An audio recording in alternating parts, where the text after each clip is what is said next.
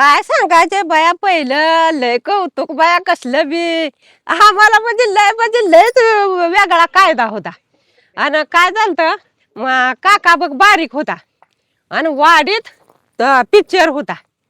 कुठलं तेव्हा आम्हाला पिक्चर हे बघायला कोण जाऊन द्यायचे आणि काय करायचं. आणि गेली की बाया सगळी गेली बघायला. मग मी आपलं काम उरकलं आणि पोर घेऊन असा उन्हाळा दिवसच होता.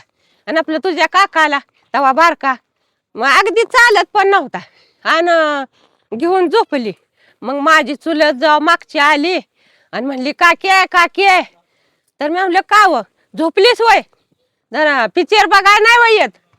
तर मी म्हणलं नाही बाया नको बाया ती खवाळतलं मला मी नाही येत.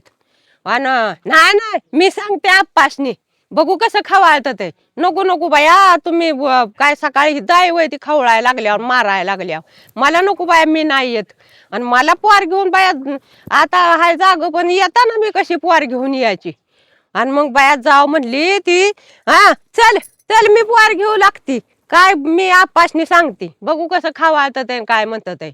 आणि मग बाया गेलो मग पिक्चर सगळा बघितला. आणि मग येताना ती भेटलं मग येताना पोर घेऊ लागलं पण इतकं भ्या आपल्या मनाला बाबा जर सांगेल तसंच करायचं. अजिबात त्यांच्या इरात काय करायचं नाही.